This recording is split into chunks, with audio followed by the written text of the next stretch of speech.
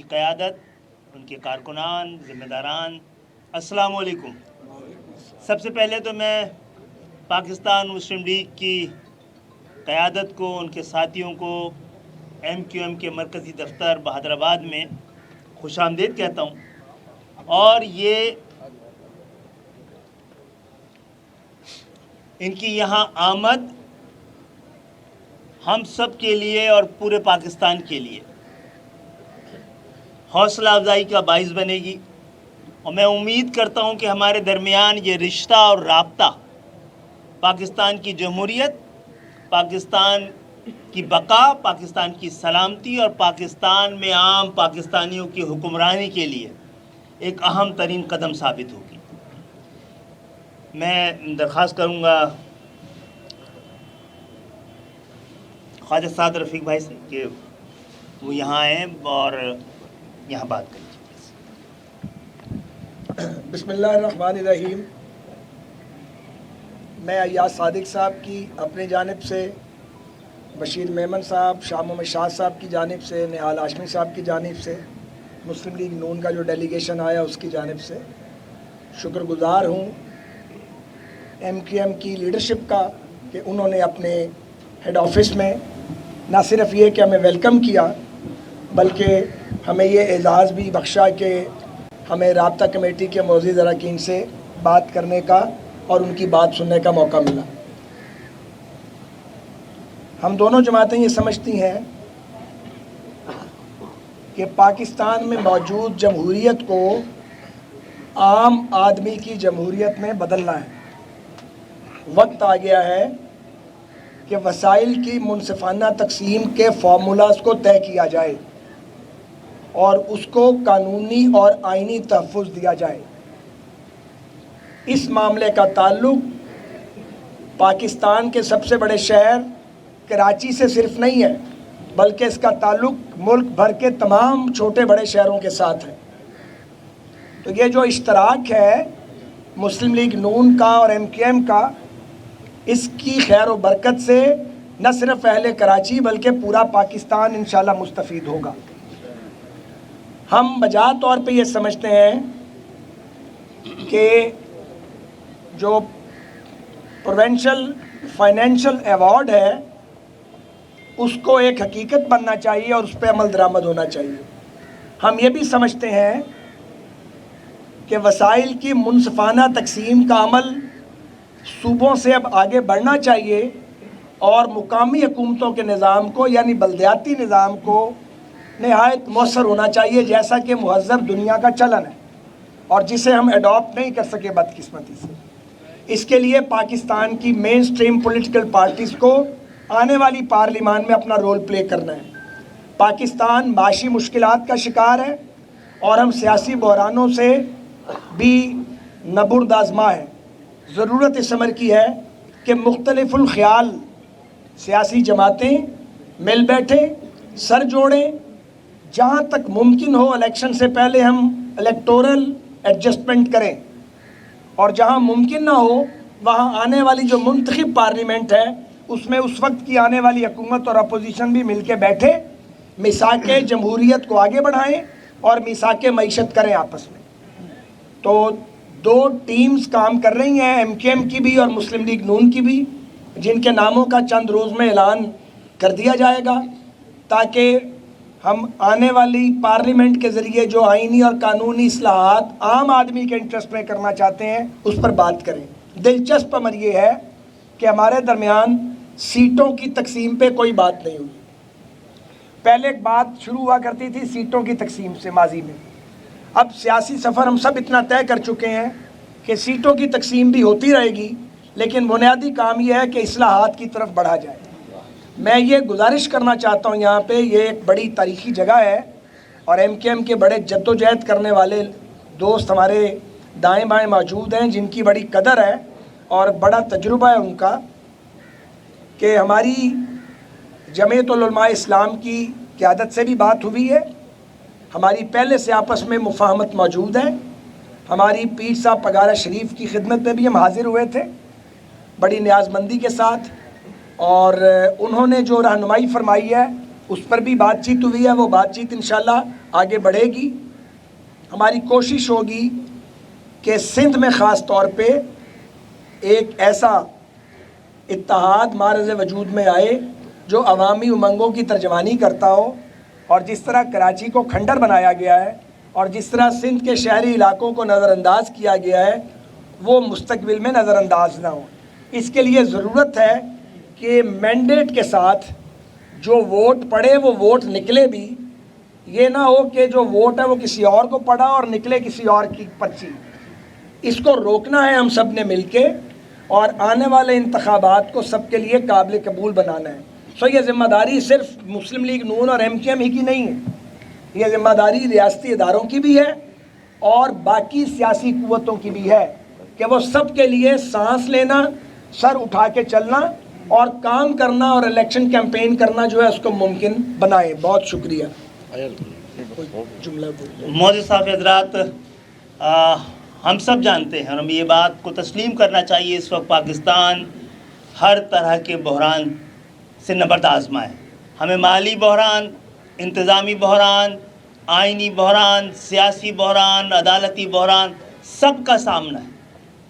لیکن ہمیں غور سے ہم دیکھیں تو معاملہ پاکستان میں اس وقت مالی بحران کا نہیں ہے, اصل بحران نیتوں کا ہے. پاکستان جس طرح کی قوم ہے اور اللہ تعالیٰ نے جو اس کو وسائل دیے ہیں, وسائل کی تقسیم کے بعد پاکستان ایک ایسا ملک بنے گا جو اقوام عالم میں سر اٹھا کے چلنے کے قابل اور ملت اسلامی کی قیادت کرنے کے قابل ہوگا. ہم یہ سمجھتے ہیں کہ ہمیں پاکستان کے آئین کو مضبوط کرنا چاہیے, بہتر کرنا چاہیے, عوام دوست بنانا چاہیے.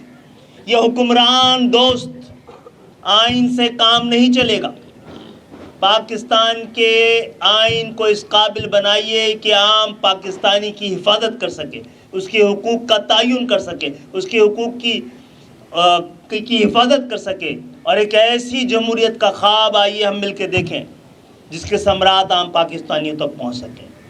جیسے کہ پاکستان مسلم لیگ کی قیادت اس بات کو مانتی بھی ہے, تسلیم بھی کرتی ہے, اس کا اعادہ بھی کر رہی ہے کہ اگر پاکستان میں جمہوریت کی بقا کے لیے ضروری ہے کہ جو عام پاکستانیوں کی دہلیز تک جمہوریت کے ثمرات پہنچانے کا ذریعہ ہے, اس ذریعے کو مضبوط کیا جائے. ہمارا مطالبہ یہ ہے کہ جس طرح وفاق اور صوبے کی حکومتوں کو آئینی تحفظ حاصل ہے, اسی طرح بلدیاتی, شہری اور ڈسٹرکٹ کی حکومتوں کو بھی آئین میں قانونی تحفظ ملنا ضروری ہے.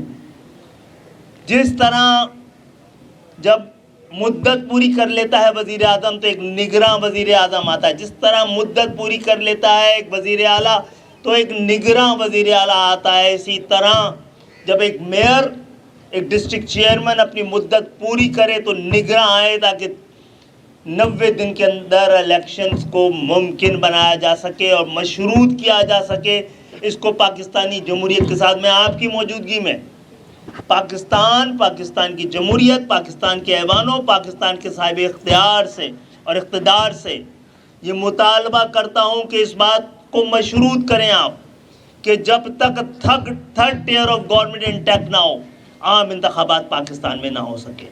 جس طرح آئین میں درج ہے کہ وفاق کے پاس کون سے اختیارات ہوں گے, کون سے اس کے بعد ڈپارٹمنٹ ہوں گے, جس طرح یہ آئین میں درج ہے کہ کون کون سے اختیارات, وسائل اور ڈپارٹمنٹ صوبوں کے پاس ہوں گے, اسی طرح آئین میں درج کیا جائے کہ کون کون سے وسائل, اختیار اور department third tier of government کے پاس ہوں گے.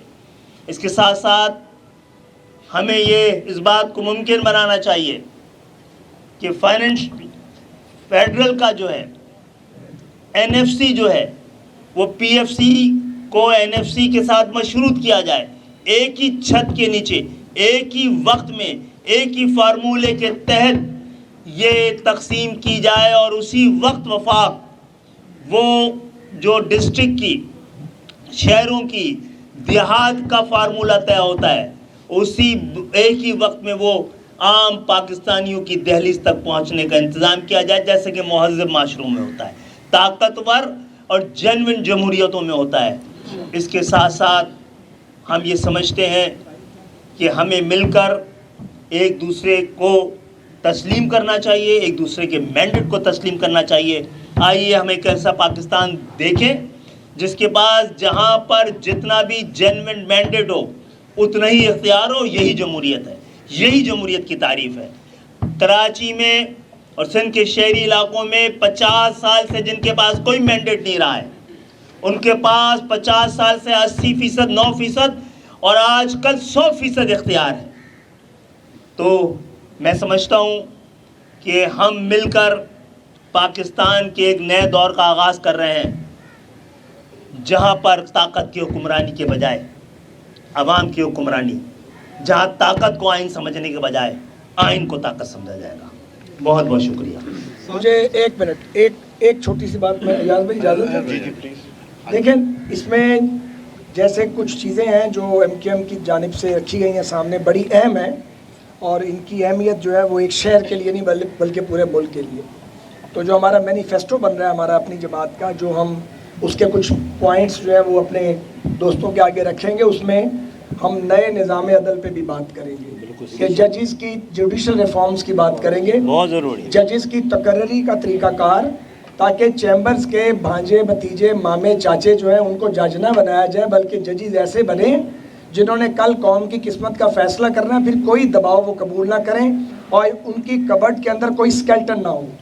تو یہ سفارش کے نظام سے پاک ایک ایسا نظام عدل جو ایک عام آدمی کو انصاف دے اور لوگوں کو 30-30, 40-40, 60-60 سال تک انصاف لینے کے لیے دھکے نہ کھانے پڑے. جنہوں نے قوم کو انصاف دے دیں انہیں پہلے اپنے نظام عدل کو بھی ٹھیک کرنا ہے. تو ایک تو ہم نظام عدل پر بھی آئندہ بات کریں گے بہت سنجیدگی کے ساتھ, شاید یہ ہمارے مینیفیسٹو پہ نمبر 1 پہ ہوگا. اور اس کے بعد ہے بیوروکریسی کے اندر ریفارمز. یہ جو بیوروکریٹک سٹرکچر ہے, جو ریڈ ٹیپزم ہے, اس کو کیسے ختم کرنا ہے اور کیسے لوگوں کے لیے ایز آف بزنس لے کے آنا ہے ملک میں, اور ان کی زندگی کو کیسے آسان کرنا ہے. پھر ایک اکاؤنٹیبلٹی کا چیپٹر ہے. اکاؤنٹیبلٹی کا یہ جو نیب کا قانون ہے ہم اس کو تسلیم نہیں کرتے, اور یہاں اکاؤنٹیبلٹی کا اگر کوئی ادارہ بننا ہے تو پھر اسے ہر طرح کے پریشر سے پاک ہونا چاہیے, اور یہ نہیں ہو کہ پولیٹیکل انجینئرنگ ہو اور اس کے ذریعے لوگوں کی عام ٹوسٹنگ ہو. باری باری پاکستان کی تمام سیاسی قوتوں نے یہ بد ذائقہ جو ہے اس کو چکھا ہے, اور اس کا ملکی معیشت کو نقصان ہوا ہے اور معیشت کا پہیہ رکا ہے. سو بہت کام کرنے کا ہے, وقت کم ہے, اور ہمارے اپنے اپنے مینیفیسٹوز بھی تیار ہو رہے ہیں, اور ہم ایک کامن پولیٹیکل ایجنڈا لے کے ہماری کوشش ہوگی قوم کے سامنے آئیں. بہت بہت شکریہ آپ سب کی آمد. Thank you.